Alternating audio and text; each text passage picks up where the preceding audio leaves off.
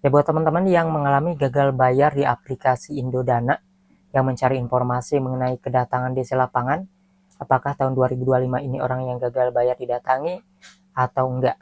Ya tentunya di sini juga semakin update ya, karena pembahasan sebelumnya dan sekarang itu akan berbeda tergantung dari peraturan yang diberlakukan oleh si aplikasi perusahaannya itu sendiri ya.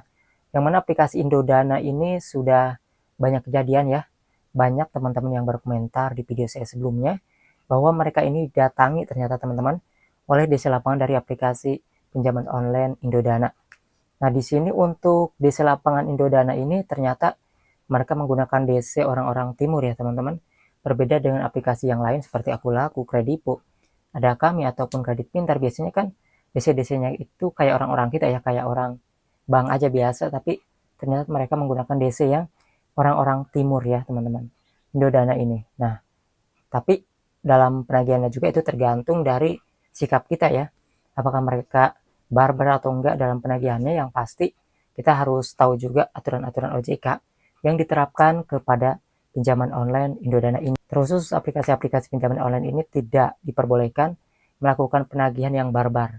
Jadi kalau misalnya kalian tahu, oh aturan OJK itu nagih si DC ini gak boleh kayak gini, nah itu kalian nantinya akan lebih tenang dan bisa melaporkan DC-DC lapangan yang terlalu barbar ataupun melanggar ketentuan aturan dari OJK itu sendiri. Dan untuk aplikasi Indodana ini yang didatangi di daerah Jabodetabek teman-teman ya, dan memang ini belum merata.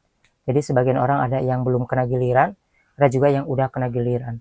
Mungkin buat teman-teman yang punya pengalaman datangi oleh DC Indodana daerah mana dan nominal galbaynya itu berapa, tulis di kolom komentar biar teman-teman yang lainnya juga tahu patokannya nominal berapa sih bakalan didatangi DC lapangan ini dan berada di daerah mana saja yang didatangi gitu ya teman-teman. Jadi intinya sih gak perlu panik lah, karena bagaimanapun kita punya aturan sendiri.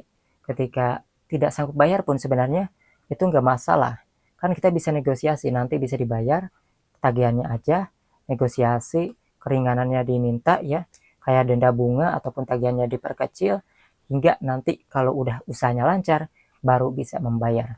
Jadi nggak wajib kalian harus membayar pada saat ditagih.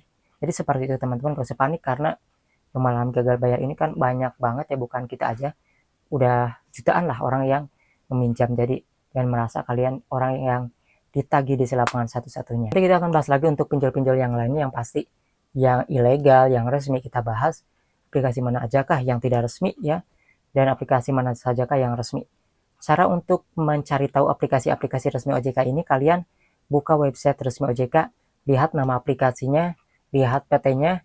Jika itu ada dalam jajaran barisan nama terdaftar, berarti itu yang legal, yang aman, yang resmi.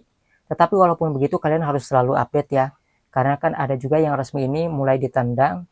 Seperti kemarin ada salah satu yang ditendang dari 97 pinjol jadi 96 yang resmi. Nah yang resmi juga itu bisa ditendang teman-teman ya dari aturan OJK, karena mereka melanggar, jadi mereka dikeluarkan. Nah itu mereka tidak bisa memperbaiki, nama aplikasinya otomatis dikeluarkan.